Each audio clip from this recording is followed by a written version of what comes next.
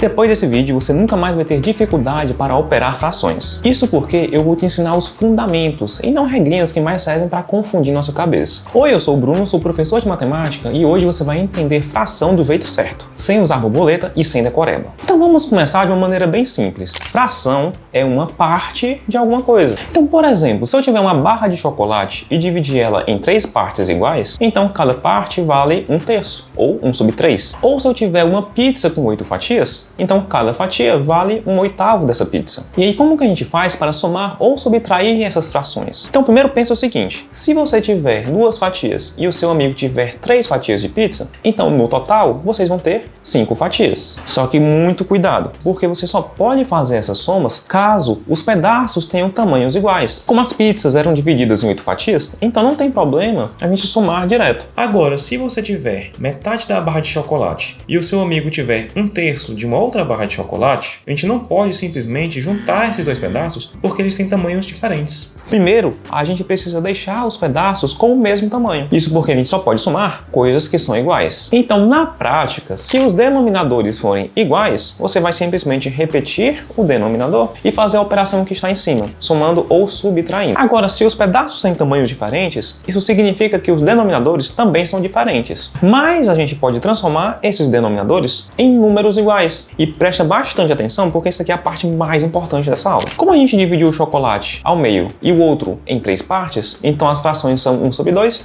e 1/3. Para juntá-las, a gente vai utilizar a seguinte técnica. Multiplica uma fração pelo denominador da outra. Então 1/2 vai ficar 1 vezes 3 sobre 2 vezes 3 e 1/3 vai ficar 1 vezes 2 sobre 3 vezes 2. E isso pode ser feito porque multiplicar o numerador e o denominador pelo mesmo valor não vai alterar o resultado, já que 2/2 é 1 e 3/3 também é 1. Então a gente, na verdade, está só multiplicando as frações por 1. Voltando às contas, 1/2 vai virar 3/6 e 1/3 vai virar 2/6. E agora sim, como os denominadores são iguais, resolvemos como no caso anterior, resultando em 5/6. Tenta fazer 2/5 mais 1/3 e coloca aqui nos comentários quanto que deu para ver se você pegou essa ideia. Então o que a gente fez, na verdade, foi dividir a metade em 3 pedaços e o terço em 2 pedaços. Sendo assim, cada pedacinho ficaria do mesmo tamanho. Mas só fica bem tranquilo porque multiplicar e dividir fração é muito mais fácil. A multiplicação você vai fazer simplesmente numerador vezes numerador e denominador vezes denominador. Então, por exemplo, 2 vezes 1/3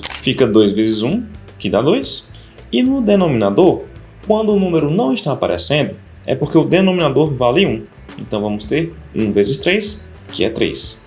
Então o resultado vai ser 2/3. Já se a gente estiver multiplicando duas frações, por exemplo, 4/5 vezes 2/7, a gente vai multiplicar o 4 vezes o 2, que dá 8, e o 5/7, que dá 35. E por último, a divisão. Se você tiver uma fração dividida por outra fração, você vai simplesmente multiplicar a fração que está em cima pela de baixo, só que invertida. Ou seja, o numerador vai para baixo e o denominador sobe. Como você vai multiplicar tanto o numerador quanto o denominador pela fração invertida, isso vai acabar cancelando as frações que ficaram embaixo. Então, o resultado será simplesmente a multiplicação das frações dos numeradores. Então, relembrando, se você tiver divisão de fração, multiplica a de cima pela inversa da de baixo. E se você ficou com qualquer dúvida, deixa aqui nos comentários, vai ser um prazer te ajudar. E como sempre, tem uma lista de exercícios aqui na descrição do vídeo para que você possa praticar esse conteúdo. E se você quiser se aprofundar ainda mais, dá uma olhadinha nos livros que eu recomendo. Por hoje é isso, até um próximo vídeo.